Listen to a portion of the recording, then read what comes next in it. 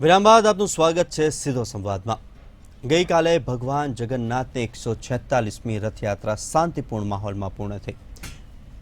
Police બંદોબસ્ત સાથે જ ભક્તોનું ઘોડાપુર અને ભગવાન જગન્નાથની રથયાત્રા નગરચર્યા નીકળ્યા હતા। શાંતિપૂર્ણ તે રથયાત્રા પૂર્ણ થઈ, પરંતુ તેમાં જ્યારે રથયાત્રા દરમિયાન આખી જે યાત્રા નીકળી રહી હતી દરિયાપુર ખાતેથી, ત્યારે એક મકાનનો સ્લેબ એટલે કે જે બાલ્કની છે તે ધરાશયી થઈ, જેમાં એક વ્યક્તિનું મોત નીપજ્યું અને 13 લોકો ઈજાગ્રસ્ત થયા હતા।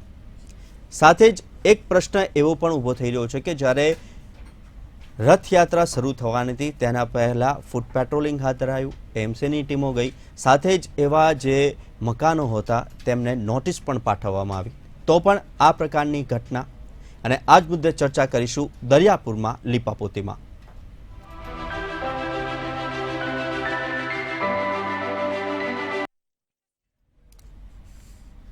દરિયાપુરમાં લીપાપોતી ભગવાન જગન્નાથજીની 146મી રથયાત્રા શાંતિપૂર્ણ શરૂ થઈ હતી, ત્યારે અમદાવાદના દરિયાપુરમાં બાલ્કનીનો સ્લેબ ધરાશાયી થયો હતો અને આજે બાલ્કનીનો સ્લેબ ધરાશાયી થતાં રથયાત્રા જોવા માટે જે લોકો બાલ્કનીની નીચે ઊભા હતા તે લોકો પણ ઈજાગ્રસ્ત થયા હતા। આ જે વિડીયો છે તે ખૂબ જ વાયરલ થયો હતો। તો સમગ્ર ઘટનામાં એક વ્યક્તિનું મોત નીપજ્યું હતું અને 11 લોકો ઈજાગ્રસ્ત થયા હતા અને તાત્કાલિક ધોરણે આ ઈજાગ્રસ્તોને સિવિલ હોસ્પિટલ ખાતે પણ મોકલવામાં આવ્યા। તો મુખ્યમંત્રી ભૂપેન્દ્ર પટેલે સંવેદના વ્યક્ત કરી હતી અને સહાયની જાહેરાત પણ રાતોરાત કરી હતી અને મૃતક પરિવારને 4 લાખ અને ઈજાગ્રસ્તોને 50,000ની સહાય પણ મુખ્યમંત્રીએ જાહેર કરી છે।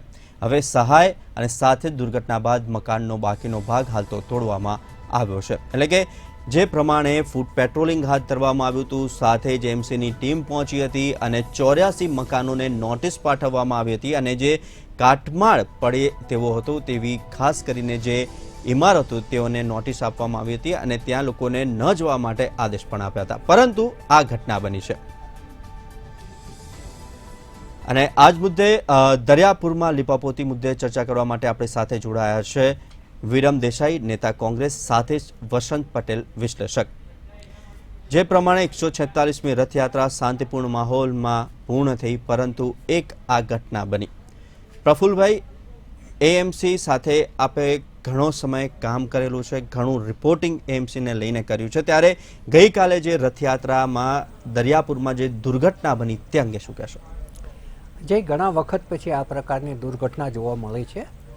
રથયાત્રા સરસપુર મોસાળામાંથી પરત આવી રહી હતી ત્યારે દરિયાપુરમાં જે કડિયા નાકા વિસ્તાર છે ત્યાં એક બાલ્કનીનો સ્લેબ તૂટી પડ્યો, જેની નીચે 31 જેટલા લોકોને નાની મોટી ઈજાઓ થઈ હતી।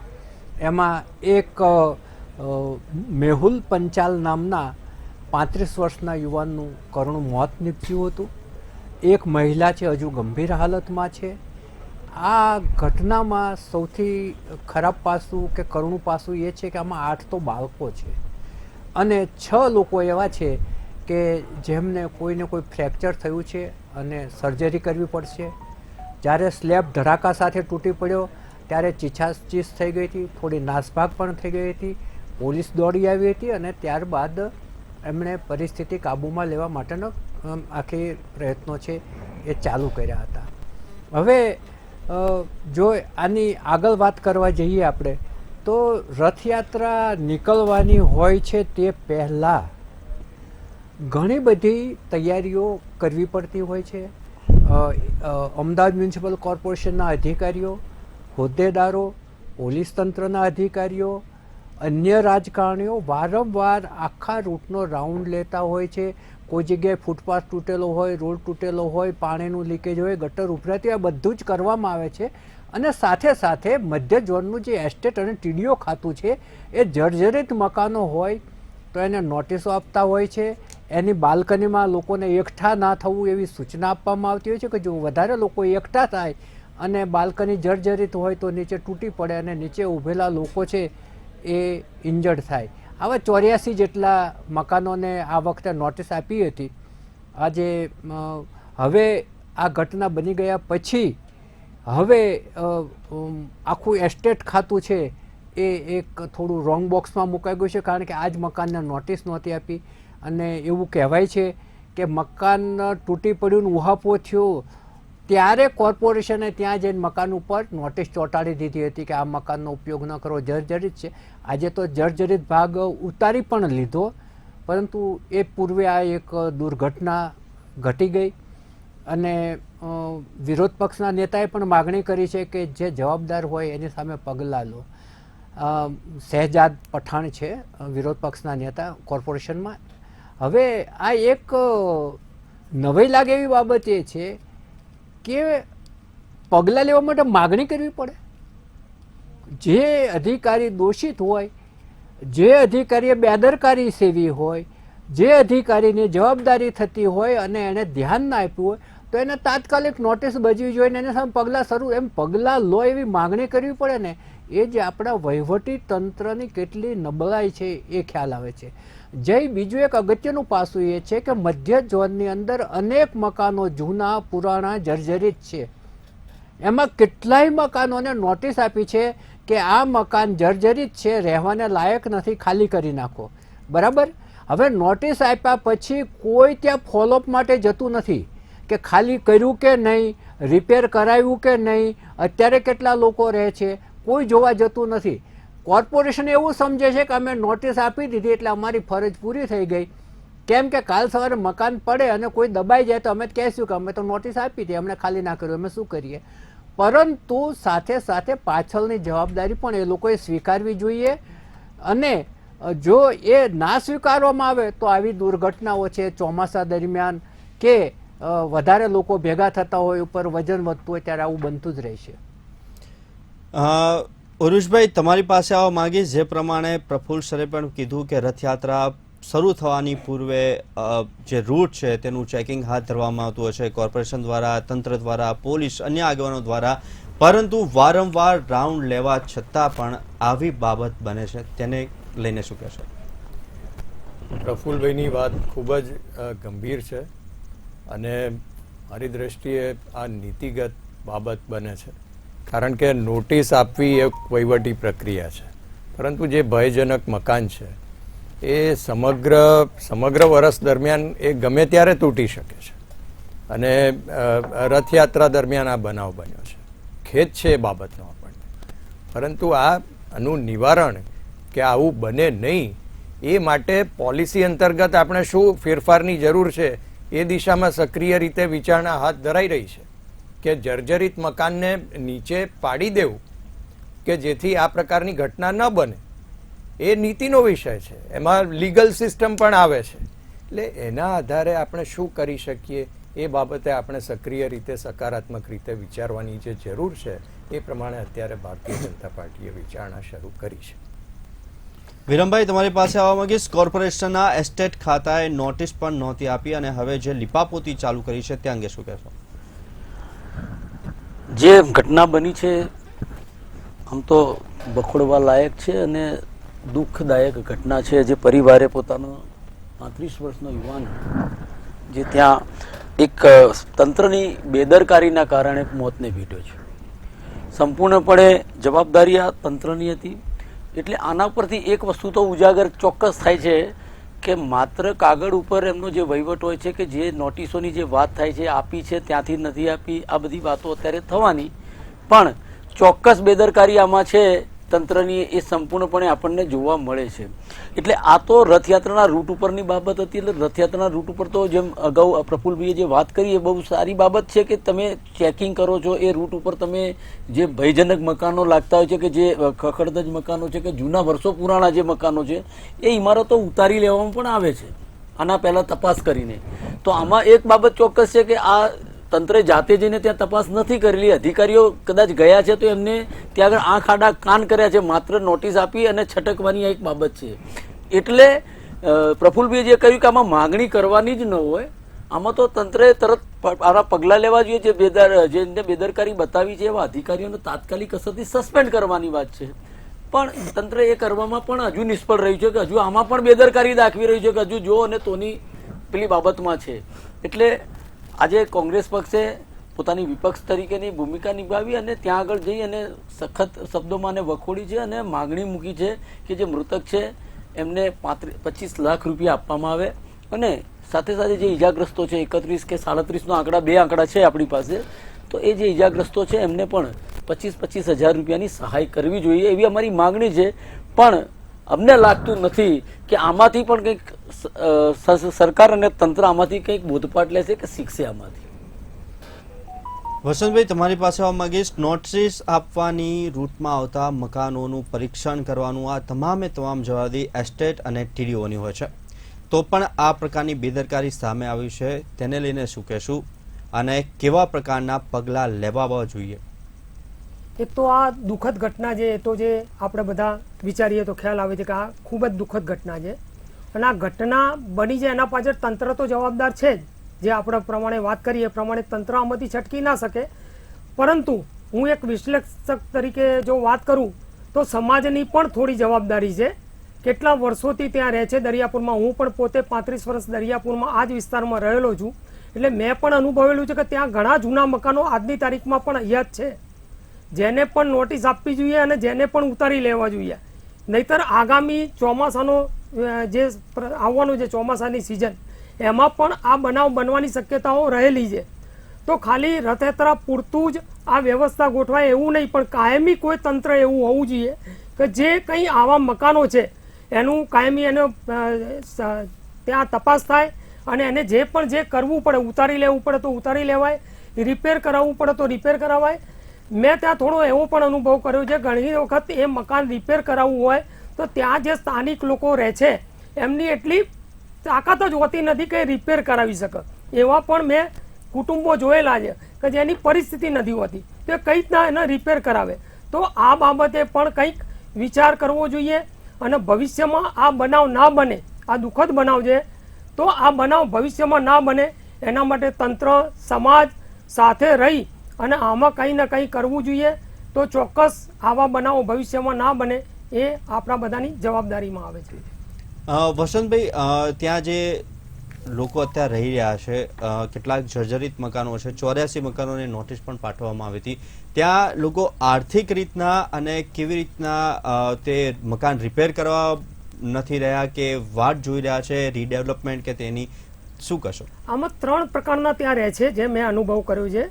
કાં તો નોકરી ધંધા ત્યાં છે અને ત્યાં રહ્યા છે, અથવા એમની આર્થિક પરિસ્થિતિ નથી કે જે બહાર જઈ શકે એવા લોકો રહ્યા છે. અને જે મેં કીધું કે ભાડવાત પ્રકારના ઘણા લોકો છે કે જે મકાન માલિક બહાર રહે છે, તો મકાન માલિકને તો ખબર જ નથી કે મકાન કઈ પોઝિશનમાં છે. એ તો ખાલી ભાડું ખાવા માટે ત્યાં આગળ રાખેલું હોય છે. તો ભાડવાત પોતે કેપેબલ નથી હોતા, તો એ મકાન કઈ રીતના રિપેર થાય. તો આનો રસ્તો શું હોઈ શકે એ ચોક્કસ તંત્રએ પણ વિચારવું જોઈએ અને આપણે પણ એ બાબતે કંઈક વિશ્લેષણ કરવું જોઈએ ચોક્કસ કે આવા મકાનો માટે કોણ જવાબદાર.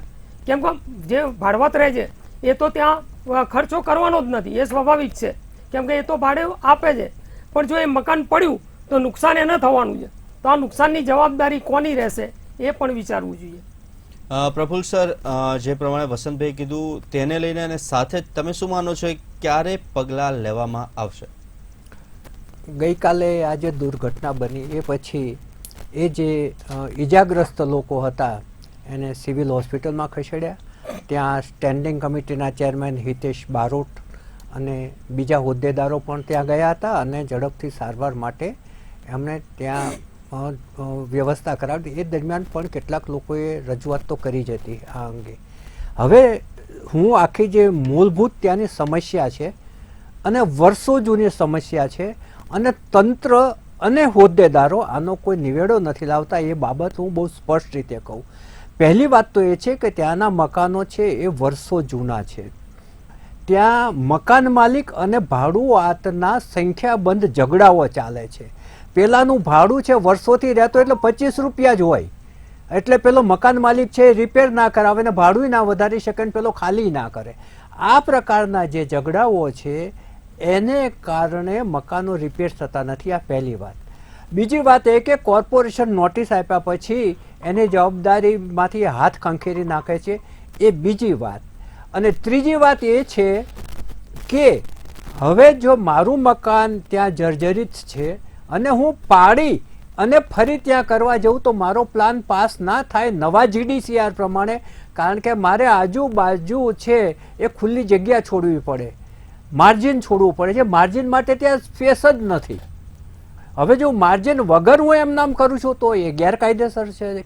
અને જો ગેરકાયદે મોટાભાગના તો ગેરકાયદે જ રિપેરિંગ થાય છે મોટા, અને ફરી ચણાય છે તો ગેરકાયદે જ ચણાય છે, કાયદેસર કોઈ પ્લાન પાસ કરાવવા નથી જતું, કેમ કે પ્લાન પાસ થતો જ નથી. જેને કારણે લગભગ 48 થી 49 જણની ત્યાં એવી ટોળકી છે કે ગેરકાયદેસર બાંધકામો સામે અરજીઓ કરી અને ખંડણી ઉઘરાવે છે. આ ઓપન સિક્રેટ છે, બધા જ જાણે છે, ને આ અંગે મ્યુનિસિપલ કોર્પોરેશનના બોર્ડમાં વારંવાર ચર્ચા થઈ ચૂકી છે. હવે ઉર્વેશભાઈ, આ એક ગંભીર મુદ્દો છે કે આના માટે એક ડિમાન્ડ એવી ઊભી થઈ છે કે તમે કોટ વિસ્તાર પૂરતા બાંધકામના અલગ GDCR અલગ કાયદાઓ બહાર પાડો કે ભાઈ આમાં માર્જિનમાં તમે કંઈક એ લોકોને છૂટછાટ આપો, કારણ કે પ્લોટો એટલા નાના છે કે માર્જિન છોડી ના શકે, અથવા તો તમે એવી કોઈ વચ્ચે તો ટ્રી ગડર ઉપર જ કરે છે, એટલે કે લોખંડના ગડર ઊભા કરીને એના પર રિપેરિંગ કરે છે, કારણ કે તોડીને કરવા જાય તો ફરી એને મંજૂરી ના મળે. ટી ગડર ઉપર પણ વચ્ચે બાંધ મુકાઈ ગયો હતો, એટલે મકાનો રિપેર થવાના બહુ જ મોટા પ્રશ્નો ત્યાં છે. હવે આ જે પગલાં લેવાશે કે નહીં એવું તમે પૂછો છો, તો મારો જે કોર્પોરેશનનો અનુભવ છે એ પ્રમાણે પગલાં લેવાની બાબતમાં કોર્પોરેશન જેવું ઢીલું અને નિંભર તંત્ર એ કંઈ નહીં હોય. તમને કહું કે ત્યાં હેરિટેજ મૂલ્ય ધરાવતા હેરિટેજની યાદીમાં આવેલા 42 મકાનો તૂટી ગયા, ત્યાં નવા શોપિંગ કોમ્પ્લેક્સ થઈ ગયા કે નવા ફ્લેટ થઈ ગયા, અને આ બધી જ વિગતોનું અમે વિગતવાર રીતે મીડિયાની બહાર લાવ્યા હતા. તંત્ર તો કોઈ બોલવા જ તૈયાર નહોતું, અને બહાર લાવ્યા પછી કોઈને એક બોદા ફરફરિયા જેવી નોટિસ પણ આપવામાં નથી આવી, કોઈનો ખુલાસો પણ માગવામાં આવ્યો નથી. તમે આજે વર્લ્ડ હેરિટેજનો તમારી સિટીને જે દરજ્જો મળ્યો છે, ગૌરવવંતો દરજ્જો છે, જેના પર તમે ગૌરવ લો છો, અને હેરિટેજ મકાનો ત્યાં તૂટતા જાય છે, કોઈ જોવા વાળું નથી. આ બાબત અત્યંત ગંભીર છે, અને કોર્પોરેશનના અધિકારીઓ અને હોદ્દેદારો આ બધી બાબતોથી અજાણ છે એવું નથી, બધા જ જાણે છે, અને બધા જ મોં ઉપર એક મૌનની પટ્ટી મારી અને બેઠા છે. ઉરેશભાઈ, શું કહેશો? સૌથી પહેલા પ્રફુલભાઈ કીધું એને, અને ત્યારબાદ પછી હું મારો સવાલ કરું. બે મુખ્ય પાસા છે. એક ઉરેશભાઈ, ખાસ તો આ GDCR વાળું છે કે એને બાંધકામના આ ભાઈ તો રહેતા હતા, એમને ખબર હશે કે તમારે રિપેર કરાવવું હોય તો એ ખંડણી માંગવા વાળા આવી જાય. જી, બે મુખ્ય પાસા છે કે એક ડિઝાસ્ટર મેનેજમેન્ટ છે અને બીજું કે ડિઝાસ્ટર પ્રિવેન્શન છે. મેનેજમેન્ટમાં આવે છે કે આ પડી ગયું પછી શું કરવાનું, કે એ જવાબદાર અધિકારી કે જવાબદાર કર્મચારીની સામે શું પગલાં કેટલા ત્વરિત લેવાયા, એમને સારવાર એમને સહાયની શું વ્યવસ્થા થઈ, એ ડિઝાસ્ટર મેનેજમેન્ટની વાત છે. સરકાર એ પ્રત્યે સભાન છે. બીજી વાત છે કે ડિઝાસ્ટર પ્રિવેન્શન, કે જેવી રીતે આપણે હમણાં બીપર જોય જોયું, તો બીપર જોયમાં ડિઝાસ્ટર પ્રિવેન્શન સિસ્ટમ હતી કે આપણે સાયન્ટિફિકલી એલર્ટ સિસ્ટમ ક્રિએટ કરી અને લોકોને સલામત સ્થળે સમયસર આપણે ખસેડી શકીએ. તો આ પણ એક વાવાઝોડું છે. જર્જરિત મકાન કે ભયગ્રસ્ત મકાન, ભયજનક મકાન, જેમ પટેલ સાહેબે કહ્યું, ત્યાં ઘણા આવા કેસીસ છે. તો એ પણ એ વાવાઝોડાનું એક કેન્દ્રબિંદુ છે. તો એના માટે એનું નિવારણ એવું ના થાય. ઉર્વેશભાઈ, વાવાઝોડામાં સરકાર બહુ જ જાગૃત હતી, બહુ જ સારા પગલા લીધા છે, એક પણ જાનહાની નથી થવા દીધી, અભિનંદનના પાત્ર છે. પરંતુ હવે જો તમે આ કોટ વિસ્તારના મકાનોને વાવાઝોડા સાથે સરખાવતા હોય તો એટલા જ ત્વરિત પગલાઓ ક્યારે લેવાશે? ખરી વાત છે. એટલે એ બાબતે એક નીતિગત બંધારણની ખૂબ આવશ્યકતા છે, અને એ દિશામાં આગળ પ્રયત્ન થઈ રહ્યા છે. કારણ કે જ્યાં સુધી એ નીતિનો સપોર્ટ નહીં હોય ત્યાં સુધી વહીવટી તંત્ર બોધું જ રહેવાનું છે. બરાબર છે. એટલે નીતિગત સપોર્ટમાં આપ જે વાત કરો છો, જે વ્યવસ્થાની, જે નવા પ્રાવધાનની, કે એ જર્જરિત લાગે તો એનો અધિકાર હોય, એને પાવર આપવામાં આવે કે આ નીચે ઉતારી લેવાનું છે, કોઈ પણ જાતના વિલંબ વગર કે કોઈ પણ જાતની લીગલ ડિસ્પ્યુટ વગર. એ જ્યાં સુધી ઓથોરિટી ક્યાંથી આવશે? એ નીતિથી આવશે. એટલે એ નીતિ માટે આપણે જે સર્વસંમતિ સાધીને આપણે આગળ વધવાનું છે એ દિશામાં પ્રયત્ન આપણે શરૂ કર્યો. એટલે ઉરેશભાઈ, તમે માનો છો કે આ દુર્ઘટનાની અંદર કેન્દ્રમાં મ્યુનિસિપલ કોર્પોરેશનની બેદરકારી છે? બેદરકારી ચોક્કસ, કે એક નોટિસ આપવાની જે સિસ્ટમ છે ત્યાંથી આગળ. ઉર્વેશભાઈ, હું એમાં થોડું ઉમેરું. જી, આપે નીતિ નક્કી કરવાની વાત કરી, બહુ જ સારી વાત છે. નીતિ નહીં, કાયદામાં ફેરફારની વાત છે કે તમે જીડીસીઆરના કાયદા એ પ્રમાણે કરો કે ત્યાં પેલો માણસ એનું મકાન પાડીને નવું કરી શકે. હાજી, એટલે એક્ટ આપણે નીતિને આપણે એક્ટ તરીકે કહીએ તો એક્ટમાં સુધારણાની જરૂર છે અને એના આધારે તંત્રને એમ્પાવર કરવાની જરૂર છે. આજે તંત્રને ખબર છે કે આ જર્જરિત મકાન છે, નોટિસ પણ આપે છે. એક નહીં, આવા અનેક મકાનોને આપી છે. ઘણા જૂના મકાનો છે, ઘણા ભાડુઆતના એમાં કબજા છે. તો એના આધારે આપણે આ કાર્ય જે કરવાનું છે એ કરી શકીએ. એના માટે જે એમ્પાવરમેન્ટ કરવું પડે સિસ્ટમને, એના માટે જે કોઈ એક્ટ લાવવો પડે એ લાવવાની જરૂર છે અને એ દિશામાં આગળ કાર્ય આરંભાઈ ચૂક્યું છે. વસંતભાઈ, તમારી પાસે આવવા માંગીશ. જે પ્રમાણે આવા જર્જરિત મકાનો હશે, જ્યારે એ લોકોને લાગે છે કે અમારે રિનોવેશન કરવું છે, તો કેવા પ્રકારના પડકાર સામે આવતા હોય છે? જે કીધું પ્રફુલભાઈએ પહેલા તો કે ભાઈ એને કંઈ રિપેર કરવું છે કે નવું બનાવવું છે, તો પહેલા તો કાયદો નડે છે એને. કેમ કે નવું જે પ્લાન પાસ કરવા જાય તો પ્લાન પાસ થતો નથી અને પ્લાન સિવાય જો બાંધકામ કરે તો એ ગેરકાયદેસર જ રહેવાનું છે. અને જ્યાં બાંધકામ કરતી વખતે પણ જોખમ રહેલા હોય છે. કેમ કે એક મકાન રિપેર કરવા કાઢ્યું હોય તો એનું બાજુનું મકાન એની ઉપર નહીં પડે તો એ પણ એક સવાલ હોય છે. તો ત્યાં બાંધકામ જે રિપેર કરવું એ પણ જોખમી લાગે છે ઘણી વખત. કેમ કે એક તો ત્યાં માલ સામાન માટે વાહન જઈ શકતા હોતા નથી, પૂરતી ત્યાં સગવડ હોતી નથી. એના કારણે એક મકાન રિપેર કરતાં બીજા મકાનને પણ નુકસાન થતું હોય છે. તો આવા અનેક પડકારો છે. જેમ ઉર્વેશભાઈએ કીધું કે કાયદામાં કંઈ સુધારો આવે અને કાયદા દ્વારા એનું આખું કંઈક બાયફર્કેશન કરવામાં આવે કે આટલા પ્રકારનું ત્યાં બાંધકામ થઈ શકે તો જ એની શક્યતા છે. જેમ કીધું કે જૂના ભાડવાત હોય એ ખાલી ના કરતા હોય તો એના માટે શું, કઈ રીતે એને રિપેર કરાવવું, તો એને ખાલી કરાવવું પડે અને એ કાયદાથી થાય. એમ તો કોઈ કરાવી ના શકે. તો કાયદો એ પ્રમાણે કરવામાં આવે અને નવું કંઈક બાંધકામની કોઈ આખી ત્યાંના માટે સિસ્ટમ ચેન્જ કરવામાં આવે કે ભાઈ બાંધકામ આ રીતનું થઈ શકે, એમાં કંઈ બહુ જગ્યા છોડવાની જરૂર નથી. તો એ પ્રકારની કંઈક નવું કરવામાં આવે તો જ આનો હલ છે. બાકી તો આની આ પરિસ્થિતિ કાયમ માટે ઊભી જ રહેવાની છે ત્યાં. વિરમભાઈ, આની આ પરિસ્થિતિ કાયમ ત્યાં ઊભી રહેવાની છે એવું વસંતભાઈનું પણ કહેવું છે. જે પ્રમાણે ઉર્વેશભાઈએ પણ કીધું, પ્રફુલ્લ સરે પણ કીધું કે નીતિ અને કાયદા આ બંને બદલવાની જરૂર છે અને સાથે માત્ર નોટિસ નહીં, નોટિસ બાદ એક્શન. શું કહેશો? જે હું સાંભળતો હતો પ્રફુલ્લભાઈને મેં સાંભળ્યા, વસંતભાઈને પણ સાંભળ્યા અને ભારતીય જનતા પાર્ટીના પ્રવક્તા ઉર્વેશભાઈને પણ સાંભળ્યા. પણ મુખ્ય બાબત એક જ આવીને ઊભી રહી ત્યાં કે કાયદો નથી, તેને આપણે કંઈ કરી શકીએ આગળ, બરાબર. પણ મારે કદાચ મારું એ બાબતમાં કદાચ જ્ઞાન ઓછું હોય તો હું પ્રફુલ્લભાઈને અને ઉર્વેશભાઈને બી પૂછું કે રીડેવલપમેન્ટના જે કાયદા છે, બહાર તમે રહેતા હો છો ને મકાન, જેમ કે હાઉસિંગ સોસાયટીઓ બનેલી છે, ત્યાં તમે જઈ અને બળજબરીપૂર્વક એ રીડેવલપમેન્ટમાં લોકોને લેવલ કરો છો તો આ કોઈના જીવનો પ્રશ્ન છે ત્યાં આગળ. બહુ યજ્ઞ પ્રશ્ન એટલા માટે હું કહીશ એને કે કોઈ પણનું જ્યાં જાનમાલની નુકસાન જ્યાં થતું હોય ત્યાં આપણને ખબર છે કે જર્જરિત મકાન છે, તો શું એક આપણે સરકારમાં બેઠા છીએ તો એ કાયદાની રૂએ એમનો જીવ બચાવવા માટે થઈને મકાનને આપણે ઉતારી ન શકીએ? એમાં જીડીસીઆર કે કાયદાની કે જે કોઈ પણ વાતો છે એ બાબતને લઈને થોડુંક બાજુ પર રાખી, કેમ કે આ કોઈકના જિંદગીનો પ્રશ્ન ઊભો થાય છે અહીંયા. તો એ બાબતે લઈને આપણે એ જે જર્જરિત મકાન છે ત્યાં આગળ આપણે નોટિસ આપીને છટકી જઈએ છીએ, પણ એ નોટિસ આપ્યા પછી એનું પરીક્ષણ કરી અને અહીંયા આ ભયજનક છે, અહીંયા આ ઘટના બની શકે છે, તો એ મકાન આપણે ખાલી કરાવી શકીએ છીએ. સરકારને આ બધું જ આબાદિત અધિકારો મળેલા છે લોકશાહીમાં. તો એ બધું થઈ શકે છે, પણ એ ઈચ્છા શક્તિ નથી, ક્યાંક ઉણપ છે આમાં, એ આપણે જોઈ શકાય છે. કારણ કે જેમ કહ્યું કે એક મકાન તોડવાથી બીજું બાજુના મકાનને પણ નુકસાન થઈ શકે છે. એટલે આ બધી જે આપણી પોળો, આ સંસ્કૃતિ જે આપણી જે વર્ષો વર્ષથી આ સદીઓથી આ જે મકાનો બનાવ્યા, જે પોળ બનેલી છે, એ પોળમાં એકબીજાને આધારિત, એકબીજાને ટેકા આપણે કહીએ. અને બહુ સાચી વાત છે કે સાંકડી ગલીઓ છે, ત્યાં વાહન વ્યવહાર અંદર, પણ અમુક જગ્યાએ આપણે જોયા છે કે ત્યાં રીડેવલપમેન્ટ થયું છે, એ મકાનો તૂટ્યા છે, ત્યાં આગળ કોમ્પ્લેક્સ પણ ઊભા થયા છે.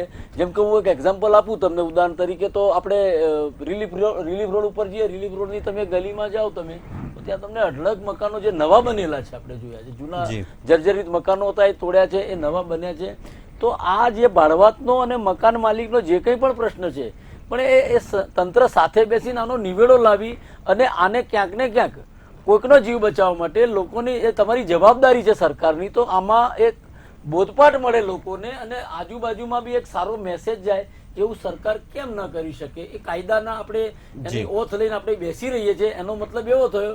અને અધિકારીઓ છે અમે તેમને છૂટો દોર મળી જાય છે કે ભાઈ અમે તો નોટિસ આપી દીધી, અમે છટકી ગયા એટલે વાત પૂરી થઈ ગઈ ત્યાં તો.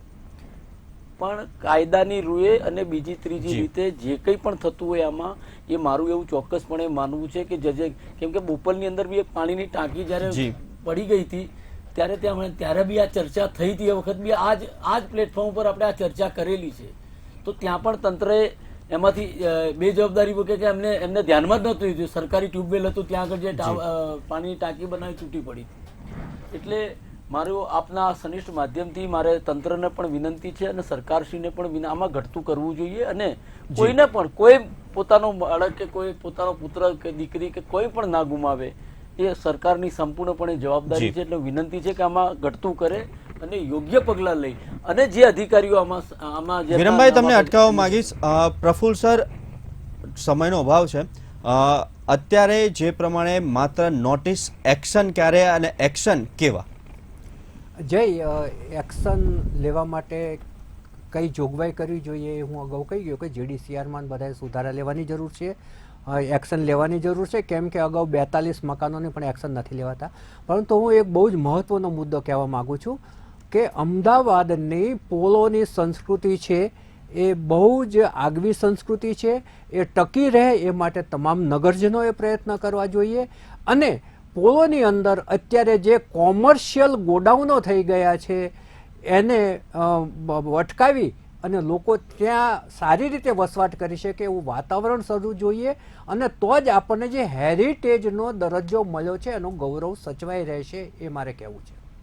જે ચોક્કસથી જી 10 સેકન્ડ વસંતભાઈ કંઈક હમણાં જે કહ્યું કે હપ્તા છે તો એ હપ્તામાં કોણ સંડોવાયેલા છે એના પણ તંત્રએ ધ્યાન રાખી સરકારે એમાં લઈને જે લોકો હપ્તા ઉઘરાવે છે એમના ઉપર બી કડક કાર્યવાહી કરવી જોઈએ. હાજી, જે ચોક્કસથી કડક કાર્યવાહી કરવામાં આવશે. અને દરિયાપુરમાં લીપાપોતી આ મુદ્દે ચર્ચા કરવા માટે તમામ મહાનુભાવ જોડાયા તે બદલ ખૂબ ખૂબ આભાર.